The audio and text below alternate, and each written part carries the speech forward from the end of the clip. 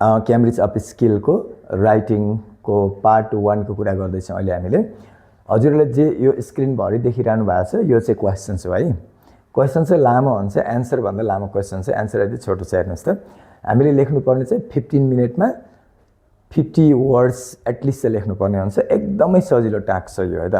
कसरी सजिलो भन्दाखेरि एन्सर सबै यहीँ दिएको हुन्छ, हामीले एउटा नर्मल इमेल लेख्ने हो, त्यसमा फ्रम टु सब्जेक्ट पनि लेखिरहनु पर्दैन। कति साथीहरूले सोध्नु भएको हुन्छ, इट्स नट नेसेसरी है त। हामीले सिधै यसरी सुरु गर्ने। अब हामीले कसरी लेख्यौँ भन्दाखेरि यहाँ चाहिँ के भन्छ, हाम्रो साथीबाट चाहिँ एउटा मेसेज पाएको छौँ। के भन्न चाहे, I saw an advertisement today, the grand hotel near the station need new staff for the summer and they want people immediately. मान्छे चाहिएको छ अरे, and you want a job right भन्छ, तिमीलाई पनि जब चाहिएको छ नि भन्छ। You should send a message to job@grandhotel.com मा सी यु सुन अन्नाले लेखेको रहेछ यो चाहिँ। अब यहाँ हामीले चाहिँ के गर्नु पर्यो भन्दाखेरि इमेलमा यो कुराहरू चाहिँ हामीले इमेलमा इन्क्लुड गर्नु पर्यो है त। यो 3वटा कुराहरू चाहिँ एकदमै इम्पोर्टेन्ट छ।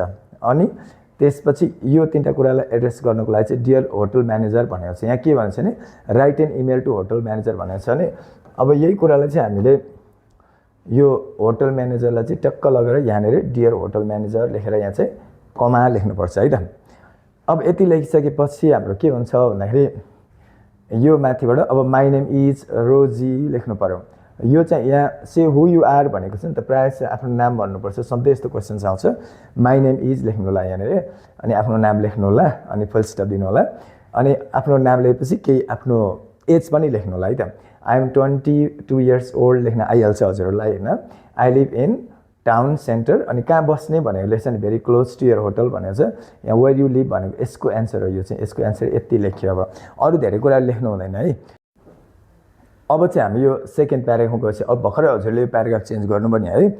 अब यहाँ गइसकेपछि यसको एन्सर दिनु, explain why you are good for hotel job भनेको छ, थोरै एक्सप्लेनेसन गर्नु होला है। यहाँ चाहिँ सिधै सधैँभरि I want to apply for the summer job भने अघि नै थाहा छँदैछ। अब किन ठिक हो त यो जबको लागि भनेर आफ्नो क्वालिफिकेसनहरू स्किल्सहरू यहाँ चाहिँ भन्नु होला। जस्तै सबैमा मिल्ने भनेको I can speak English Italian very well, अनि I am good for this job because I love talking to people and I am always punctual. अब यस्तो जबमा हुनुको लागि के भन्नु पऱ्यो, इङ्ग्लिस राम्रो बोल्नु पऱ्यो, पङ्क्चुअल हुनु पऱ्यो, हार्डवर्किङ छु हुनु पऱ्यो, अनेस्ट छु, यस्तोहरू कुराहरू यहाँ लेख्नु होला है।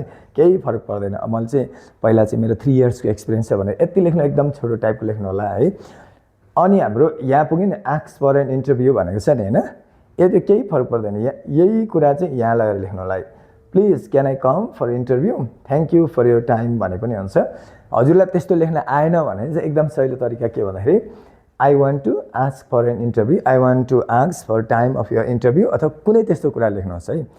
अनि could you please call me for interview भन्ने पनि हुन्छ, त्यो मिलाएर लेख्नुहोस्। अनि काइन्ड रिगार्ड्स, सधैँ काइन्ड रिगार्ड्स भनेर लेख्नुहोस्, धेरैवटा नलेख्नु, झुकिनुहुन्छ होइन। अनि आफ्नो नाम लेखिदिनुहोस्। यो चाहिँ कहाँबाट नाम आयो भन्दाखेरि चाहिँ